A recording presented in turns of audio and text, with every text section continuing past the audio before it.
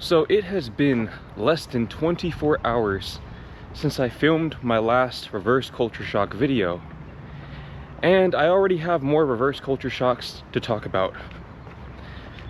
Bearing that in mind, the first reverse culture shock that I've experienced after arriving back in the US, after living abroad for 14 months in the Netherlands, is Amber Alerts. And this is a very interesting one because this one caught me completely off guard. This one came out of left field. So basically, yesterday my girlfriend and I were sitting in my room, my parents' house, and suddenly she got an Amber Alert on her phone. And I guess I must have them turned off on my phone because I didn't get one, but she got one on her phone. And she read the Amber Alert and it said something about a child abduction. And she was very surprised to read that. And I was surprised that she was surprised, because that's a pretty common thing to experience here in the US. And then I thought about it, and I realized that I don't recall ever reading an Amber Alert like that while being in the Netherlands. Now again, I'm pretty sure I have that feature turned off on my phone, so that probably plays a big part in me not experiencing that while being overseas. But based on my girlfriend's reaction to it, I can tell that she is not accustomed to experiencing that either. Now, maybe it's possible that there is simply a different system for putting it out there when children get abducted. Maybe that's a possibility. But I think the more likely scenario is that child abductions simply don't happen as often in the Netherlands and in most of the rest of the developed world, at least compared to the USA. You see, growing up, it was sort of common knowledge that you don't let your kids stray too far away from home without adult supervision. I hope you can hear me, it's very windy today. I can't control the weather though.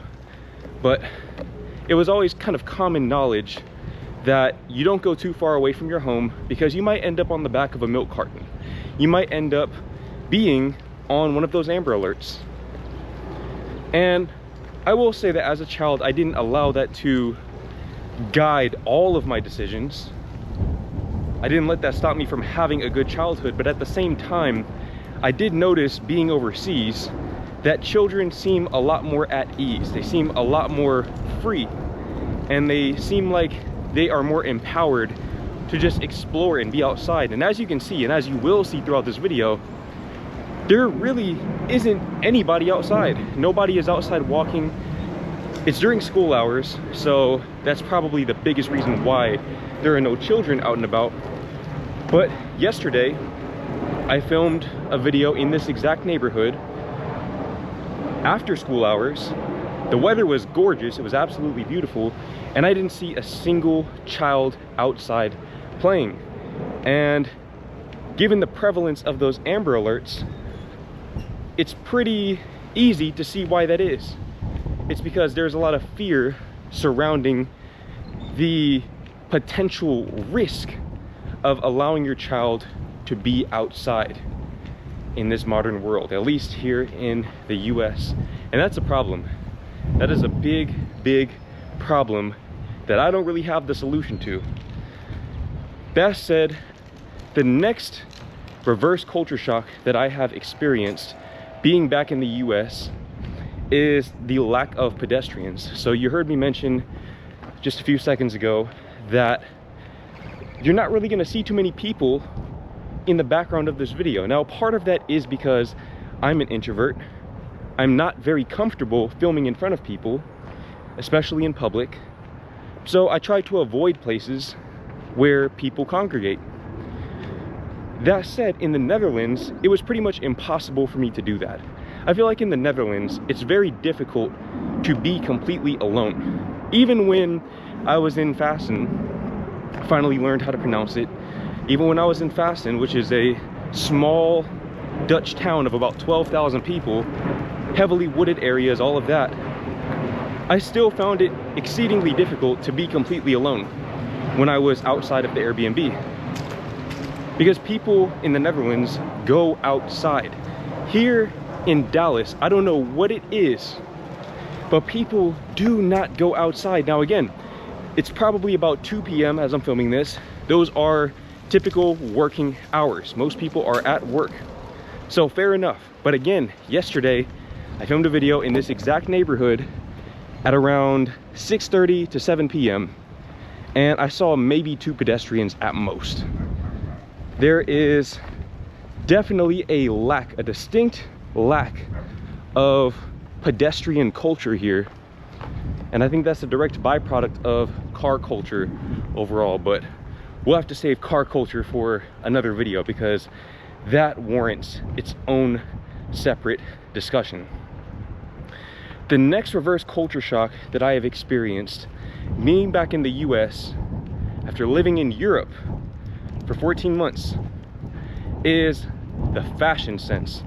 Now listen, I've thought a lot about how I'm going to say this without hurting people's feelings, but ultimately I'm just gonna say it in the most direct way possible. People here don't know how to dress.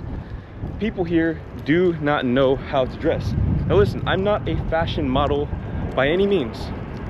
Okay, I am not the best dresser. You can see I have on a basic black t-shirt, black chinos, some Converse, just a basic fit.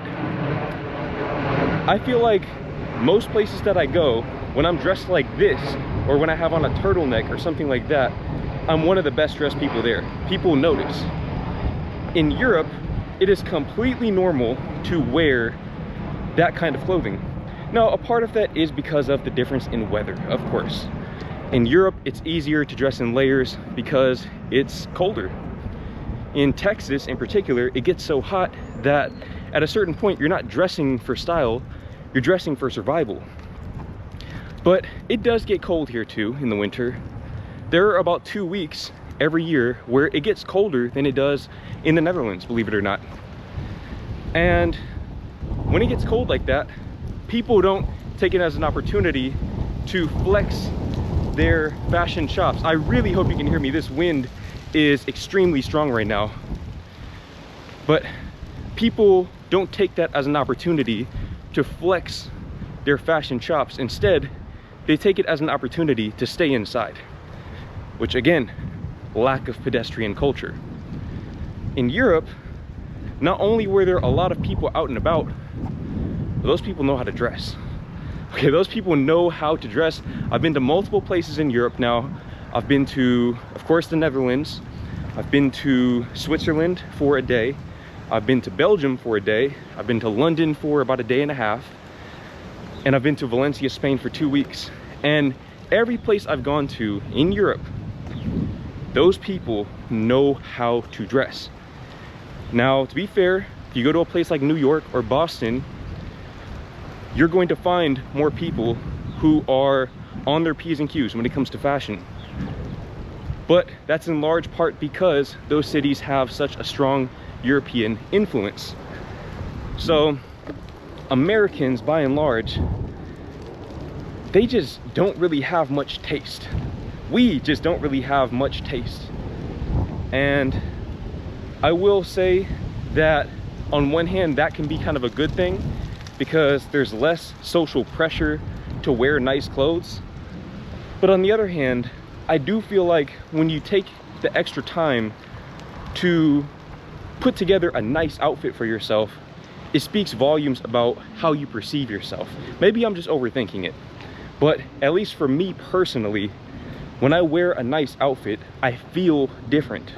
Even if there's nobody out to see it, you can see there is nobody outside to see the outfit I'm wearing, I know that I put in the extra effort because I'm worth the extra effort. But again, maybe I'm just reading a little too deep into that. But Americans do not know how to dress. A lot of hats with sunglasses on top, a lot of shorts with flip-flops. And I mean, of course, the weather is warm, but even in the summers in the Netherlands, people aren't really dressing like that. Americans have a lot of work to do when it comes to fashion. Now, speaking of weather, the next reverse culture shock that I've experienced has been the weather. The weather in the US, and particularly in the DFW area, tends to be a lot more extreme. A lot more extreme than what you would experience in Europe. So you heard me mention earlier that there is about a 2-week stretch every single year where it actually gets colder in Dallas than it is in the Netherlands. And I think a lot of European people don't know that it does get very, very cold here, but it also gets extremely hot, hotter than it gets in Spain or Italy, hotter than it gets in pretty much any part of Europe that I'm currently aware of. We're talking 45 to 48 degrees Celsius for probably 2 weeks to a month straight, depending on the year.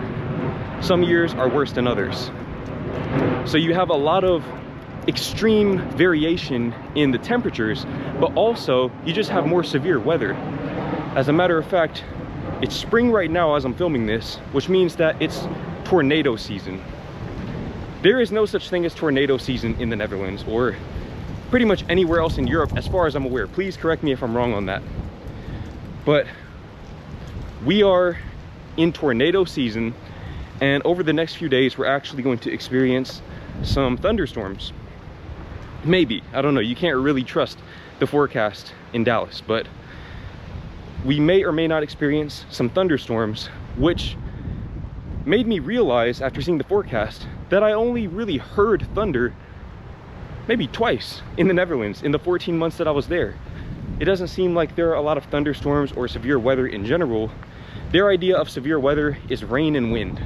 When it's really, really windy and it's raining really hard, that's severe weather for them. No thunder, no hail, nothing like that. Or if they do get hail, the hail is like this.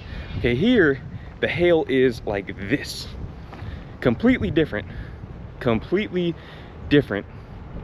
And also, it's a lot warmer here. That was one of the first things I noticed after stepping off of the plane, because you know when you walk through that tunnel, you can kind of feel what it feels like outside.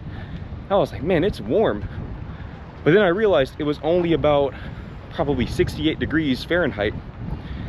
And in Europe, I mean, when we left the Netherlands, it was cold. We were still wearing coats. When we step off the plane in Dallas, it's 68 degrees, and that feels warm to me now. Growing up, 68 degrees was probably hoodie weather. So not only is the weather different, but my perception of the weather is different. And truthfully, I'm glad that we're going to be leaving before we experience the worst of the worst that Dallas summers have to offer. Let me actually walk down this little sidewalk. Looks like it leads into this alley. We're gonna see where that goes. But the next reverse culture shock that I've experienced from being back in the US is the amount of grass. So this right here is very interesting because in Europe, especially in the Netherlands, I can't speak too much about the other parts of Europe because I didn't see them as extensively, but in the Netherlands, I feel like when you get out of the city, we're in this alley now. I don't really know how to get out. We're just gonna walk this way.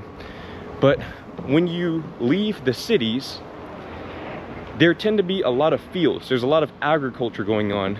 You have ranches, things like that, horses, cows, all of that. Ironically, I've seen more horses and cows in the Netherlands than I ever did here in Texas, which never would have expected that. But when you start going into the suburbs or the cities, you realize very quickly that very few people have grass yards. Here in Dallas, pretty much everyone has a grass yard. Some people don't take care of their grass yard and it maybe turns into dirt or the grass dies or whatever, but everyone is kind of supposed to have a grass yard. But in the Netherlands, most yards are made of concrete, either concrete or those stones, those bricks, whatever they are. I don't really know exactly what they are, but if you're Dutch, you know what I'm talking about. You don't really see a lot of yards that look like this. They are there, but they're just not very common. Even in Fasten, I noticed that a lot of the yards that weren't made of brick were just dirt. So very few grass yards in the Netherlands, and really just not as much grass in general in front of stores and things like that. And because of the amount of grass here, especially now that it's springtime and the grass is growing,